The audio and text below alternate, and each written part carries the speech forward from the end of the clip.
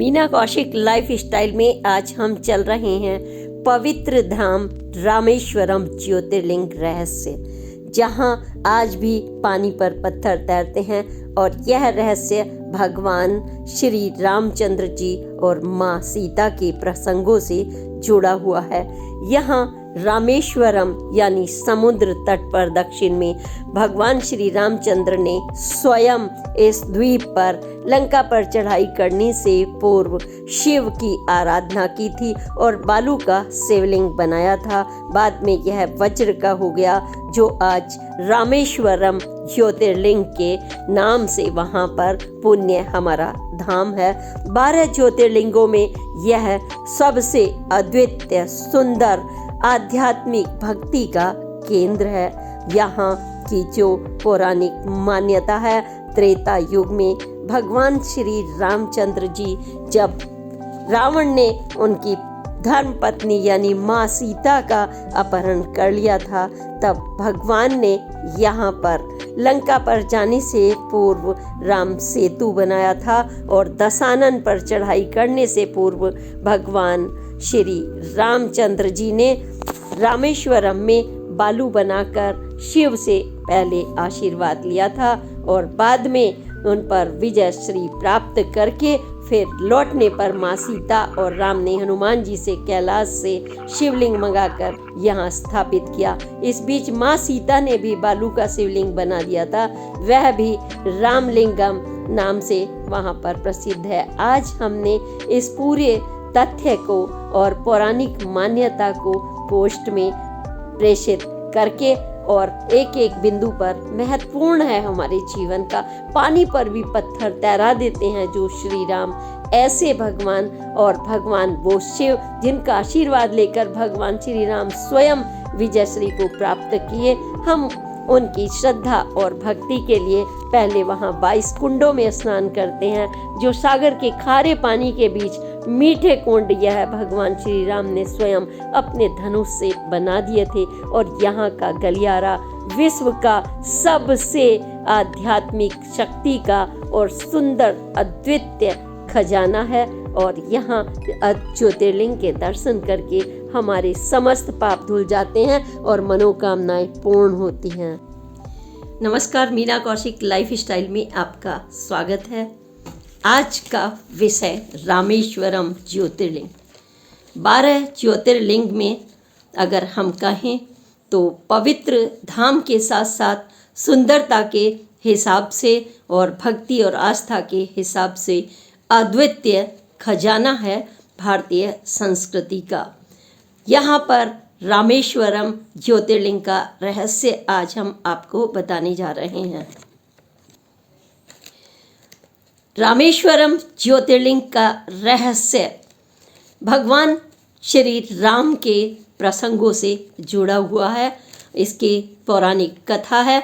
उसके साथ ही साथ अगर हम बात करें मंदिर की भव्यता और नैसर्गिक, आध्यात्मिक, अलौकिक, अद्वितीय, जितना भी इसके अलंकार किए जाएं उतना ही कम है। सुंदरतम भक्ति का केंद्र रामेश्वरम, यह हिंद महासागर और बंगाल की खाड़ी के मध्य मतलब घिरा हुआ है और शंख आकार में आप कह सकते हैं वह द्वीप है, जिसको भगवान शिव ने स्वयं प्रकट किया हो और भगवान श्री राम ने वहाँ पर शिव जी की पूजा की हो। यह तमिलनाडु के रामनाथपुरम जिले में स्थित है। समुद्र तट के किनारे क्या इसकी भव्यता और आप कल्पना कर सकते हैं। जो यहाँ पर एक बार दर्शन कर ले वह धन्य हो जाता है और कितना भी ब्रह्म हत्या तक का पाप वहाँ पर समाप्त हो जाता है। इतना भक्ति और आस्था की ढंग से अगर हम देखें, यहाँ का जो मुख्य द्वार है उसकी ऊंचाई 38 पॉइंट यानी 38.4 मीटर की ऊंचाई में भव्य बहुमंजिला द्वार है, जो द्रविड़ वास्तुशिल्प का एक बहुत बड़ा खजाना इसको हम कह सकते हैं। और जब हम रामेश्वरम में ज्योतिर्लिंग की बात करेंगे कि उसके दर्शन मात्र से हमारी मनोकामनाएं पूर्ण हो जाती हैं, ऐसी शांति प्रतीक होती है जीवन में जैसे हमें सब कुछ मिल गया हो। भगवान श्री राम का आशीर्वाद, भगवान शिव, माँ पार्वती का आशीर्वाद, यहाँ पर आप एक बार अगर चले जाएं तो नहीं लगता कि जीवन में कुछ आपको मांगने के लिए रह गया है, क्योंकि जिसने भगवान के वहाँ जाकर के दर्शन कर लिए रामेश्वरम ज्योतिर्लिंग के, समझो उसे सब कुछ मिल गया। यहाँ पर हम, क्योंकि अगर हम पहले भव्यता की बात कर रहे हैं, यहाँ विश्व का सबसे अगर लंबा गलियारा उसे कहें, जैसे मेट्रो सजीली होती हैं खंभों से, तो वो तो बहुत छोटा सा उदाहरण इसलिए कि एक मासूम बच्चे की तरह से अगर हम किसी को बताएं, नन्हे बच्चे की तरह, 108 शिवलिंग उस भव्य गलियारे में बने हुए हैं, बेहद अप्रतिम सुंदर नक्काशी के साथ गणेश जी की प्रतिमाएं भी हैं।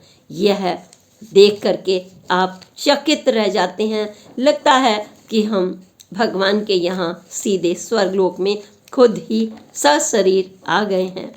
और 157 मीटर यह उत्तर और दक्षिण की दिशा में है, और 133 मीटर अगर कहें तो पश्चिम दिशा में है, और 6 मीटर की इसकी चौड़ाई है। और इसके बीच में जब आप देखेंगे शिव परिवार, शिवलिंग दूर तक 108 बने हुए, 108 नाम है उनके, तो 108 शिवलिंग देखेंगे। लेकिन मंदिर में जाने से पूर्व आपके कुछ नियम और कायदे भी उससे जड़े हुए हैं। पुरानी कथाओं के अनुसार वहाँ पर 22 कुंड बने हुए हैं। वह 22 कुंड भगवान श्री राम के तरकस जो हैं, यानी कि बाण, उनसे अग्नि बाण भी है जिसमें यह तीर्थ जुड़े हुए हैं। और यह स्वयं भगवान श्री राम ने अपने धनुष की नोक पर बनाए थे। सारा एक तरफ समुद्र का खारा जल, और इन कुंडों में मीठा पानी और अलग अलग तरह का पानी, 22 कुंड, जो शारीरिक दृष्टि से, औषधीय दृष्टि से बहुत महत्वपूर्ण है। पुण्य मिलता है, तमाम पाप कटते हैं, शरीर की सारी व्याधियाँ, बीमारियाँ दूर होती हैं इसमें, ऐसा माना जाता है कहने से, क्योंकि यह विशेष जल है। और इसकी व्यवस्थाएं वहाँ के मंदिर व्यवस्थापकों ने कर रखी है। बाकायदा वहाँ पर भक्तजन जो हैं, पुरोहित खड़े रहते हैं बाल्टी से पानी खींच खींच के उन कुंडों से, और भक्तजनों के ऊपर उसकी वर्षा होती है। उसकी कुछ खास जैसे सेवा होती है, शुल्क, वह 51 रुपये या 21 रुपये की रसीद वहाँ पर कटती है। और तब जब हम पवित्र हो जाते हैं तन से, मन से, एक अलग ही नज़ारा होता है। तब हम मंदिर में जा कर के और गलियारे से गुजर के वहाँ पर शिव परिवार के बाद हम गर्भगृह में भगवान ज्योतिर्लिंग के साक्षात वहाँ पर दर्शन करके आत्मा तृप्त हो जाती है। ऐसा मतलब शब्दों में हम इसका वर्णन नहीं कर सकते। वह शंख के आकार में, हिंद महासागर के विस्तार में, सोचिए क्या यहाँ पर अगर हम बात करें त्रेता युग की, तो ऐसा माना जाता है।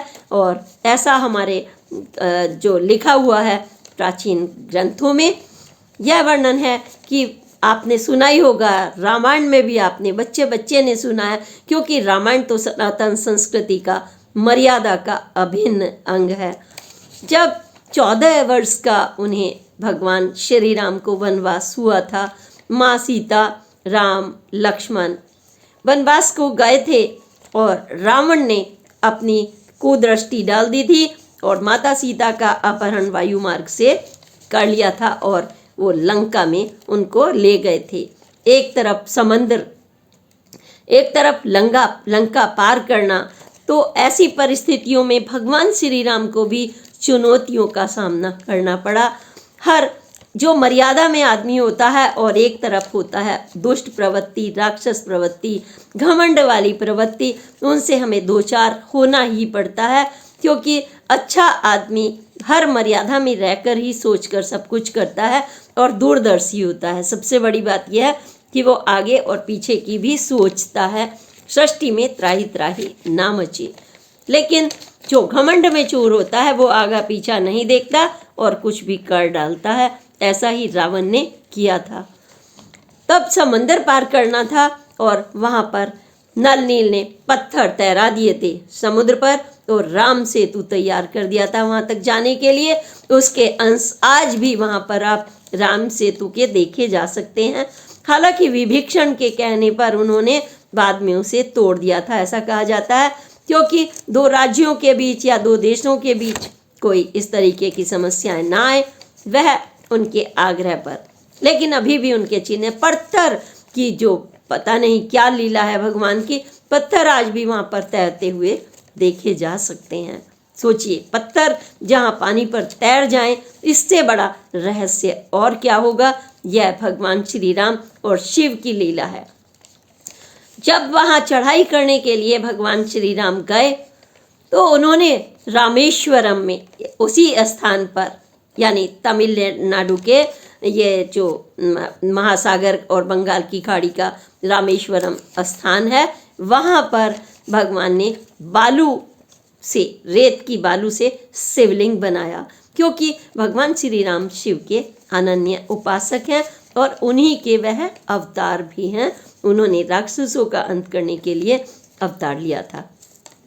वहाँ पे पूजन किया उन्होंने, शिवलिंग का अभिषेक किया और उसके बाद वहाँ पर शिव का आशीर्वाद लेकर लंका पर चढ़ाई कर दी थी। और विजयश्री होने के बाद जब वो फिर से वहाँ पर आए तो उन्होंने, जैसे हम कृतज्ञता करते हैं, भगवान का धन्यवाद देते हैं, ठीक इसी तरह श्री राम भगवान ने धन्यवाद, बहुत छोटा शब्द है, अपनी भक्ति उन्होंने वहाँ पर अर्पित करनी चाहिए। और भगवान हनुमान जी से कहा कि आप कैलाश से शिवलिंग ले आएं, क्योंकि वहाँ पर उस समय कोई मंदिर नहीं था। वो शिवलिंग लेने के लिए चल दिए। इस बीच में माता सीता ने, वहाँ देर भी हो रही थी और विजयश्री का वो था, खुशी खुशी होती है, आदमी सब कुछ करता है। वो अपने पति मिलन हुआ था उनका, उन्होंने रेत की बालू से वहाँ पर शिवलिंग बना दिया। यानी आज भी वहाँ पर 2 शिवलिंग है। इस बीच में वहाँ हनुमान जी भी कैलाश से शिवलिंग ले आए, वह भी स्थापित किया गया। तो जो हनुमान जी ने वहाँ पर स्थापित किया उसको विश्व लिंगम नाम से स्थापित किया गया है, और रामेश्वरम जिसको हम बोलते हैं, और जो माँ सीता ने स्थापित किया वहाँ भी स्थापित किया गया है, उसको हम राम लिंगम बोलते हैं। दोनों ज्योतिर्लिंग वहाँ पर स्थापित हैं। तो यह जब क्यों विशेष यह मंदिर वहाँ पर बनाया गया, पूजा हुई, सब कुछ हुआ, शिवलिंग हुआ, अभिषेक हुआ, आशीर्वाद मिला, लेकिन ऋषि मुनियों ने कहा और भगवान श्री राम को खुद भी बहुत पश्चाताप हुआ कि उनसे एक ब्राह्मण हत्या का उनके ऊपर पाप लगा है, यानी रावण कुंभकर्ण का। वो रावण बहुत ही शिव भक्त थे, उपासक थे, और यह उनसे बर्दाश्त नहीं हो रहा था कि उनके हाथों उसका वध हुआ है। वो अपने अंदर भी महसूस कर रहे थे और भगवान शिव से उस पाप की मुक्ति चाहते थे, इसीलिए वहाँ पर शिवलिंग उन्होंने स्थापित किया। और कहते हैं कि यहाँ पर दर्शन करके, यानी ब्रह्म हत्या तक का पाप से मुक्ति मिलती है, उनको यहाँ मुक्ति मिली और भक्तों के लिए वहाँ पर स्वयं शिव स्थापित हो गए। और इस स्थान का और ज्योति में जब भगवान शिव प्रकट हुए और पाप से उन्हें मुक्त किया, क्योंकि अवतार भी उन्हीं के थे, वो तो राक्षसों के लिए भेजा था, हालांकि पाप नहीं था, लेकिन फिर भी जाने अनजाने में या हम किसी की आत्मा को आहत करते हैं, हालांकि वो कितना भी बुरा हो, जो अच्छा आदमी है वो सोचता है, जो मर्यादा में होते हैं। और मर्यादा पुरुषोत्तम राम तो हर वक्त हर एक एक चीज़ का पूरा लगाते थे गणित, और तभी वो कदम उठाते थे। उन्होंने वहाँ पर स्थापना की पूजन पाठ के साथ में, और वहाँ फिर भव्य मंदिर त्रेता युग में ही बनाया गया। 108 गलियारे शिवलिंग की अपार महिमा। और महाभारत के जो कहा जाता है, महाभारत काल के पांडवों ने भी इस मंदिर का निर्माण कराया। यह समय समय पर जीर्णोद्धार होता है, लेकिन जो शैली है द्रविड़ शैली वो बताती है कि कितना प्राचीन वह मंदिर है। और मुख्य द्वार से लेकर के अंदर तक वहाँ धनुष कोटि है, जहाँ पर विभीषण के कहने पर उन्होंने सेतु तोड़ा था। बहुत ही अद्भुत सुरम्य वहाँ का नज़ारा आप देखते हैं तो सोचते ही रह जाते हैं। प्रकृति, भगवान शिव और श्री राम की अपार लीला के बारे में अपना अस्तित्व कुछ नहीं रहता। वहाँ सिर्फ भगवान श्री राम की जय जयकार, शिव जी की जय जयकार होती है, हर हर महादेव होते हैं।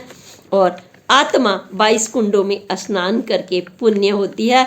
यहाँ जो औषधीय दृष्टि से अगर जाते हैं तो उसके लिए आध्यात्मिक दृष्टि का जो विशेष स्नान करने का यहाँ विधिवत पूरा एक जरूरी है, तभी भगवान के दर्शन को आपको कर पाते हैं। आध्यात्मिक दृष्टि से महत्वपूर्ण है। और रामेश्वरम मंदिर अगर हम कहें तो फुट जो इसकी लंबाई है, यह 1000 फुट की लंबाई, 600 फुट की चौड़ाई, ऊंचाई 40 फुट के 2 लंबे वहाँ पर पत्थर भी लगे हुए हैं। और लंका से इनके लिए पत्थर नाव में भर भर करके लाए गए थे। यह मंदिर 4 बजकर सुबह प्रातः 4:30 बजे खुल जाता है। 1 बजे इसके द्वार बंद होते हैं। फिर दोपहर में मंदिर खुलता है। 3 बजे से रात्रि 9 बजे तक इस मंदिर में दर्शनार्थी जाते हैं। देश के नहीं, यह विश्व स्तर का मंदिर है। और विश्व स्तर के इस मंदिर में भगवान श्री राम और शिव जी का अनन्य जब हमें आशीर्वाद मिलता है तो सारी दुनिया, पूरा ब्रह्मांड आपके आँखों के सामने गुजरता है। यह प्रकृति के सुंदर नज़ारे के बीच वहाँ भगवान जो राम हैं उनके पैर मिलेंगे आपको, सीता माता का, वहाँ पर गणेश जी की प्रतिमाएं, वहाँ सब कुछ ऐसा लगता है जैसे त्रेता युग जिंदा फिर से हमारे सामने जीवंत है। हम उनका अनुभूति वहाँ पर एहसास करते हैं अपनी भावनाओं में भी। और मर्यादाएं की हम शिक्षा लेकर के आते हैं कि हम चाहे वो ब्राह्मण हो या फिर कोई भी, हमें घमंड नहीं करना चाहिए। इसका मतलब सत्ता के नशे से है। जब रावण ने के पास तमाम विद्याएं आ गई थी, स्वर्ण नगरी बन गई थी, तो इतना दम्भ हो गया था, उन्होंने यही नहीं देखा कि हम पराई स्त्री पर नज़र डाल रहे हैं। और उन्होंने भगवान श्री राम को ही चैलेंज कर दिया, जो कि स्वयं शिव जी के उपासक थे।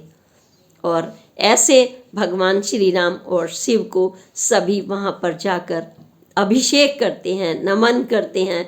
गलियारे में जब जाते हैं तो विश्व स्तर के जो पर्यटक हैं श्रद्धा और भक्ति से बम बम बोले करते हुए वहाँ का जल अभिषेक करते हैं, स्नान करते हैं। सामान्य भक्तजन की कोई बड़ा ना छोटा, उनके ऊपर वहाँ के पुरोहित की तरफ से जो व्यवस्था है वो बाल्टी भर भर के कुंडों से और उनके ऊपर पानी डालते हैं। और यह पानी हमें धन्य और पुण्य बना करके मन को हमारे बहुत सुकून देता है। बीमारियां, व्याधियां, पाप, आर्थिक तंगी सब दूर हो जाती है। सिर्फ अगर बचते हैं तो वहाँ शिव और श्री राम की एहसास, वह खजाना लेकर के आप अपने मन में, तन में, घर में, सुख संसार में लेकर के वापस लौटते हैं तो रामेश्वरम के दर्शन ही आपको राम के दर्शन, श्री राम की आप क्या मन कहने लगता है।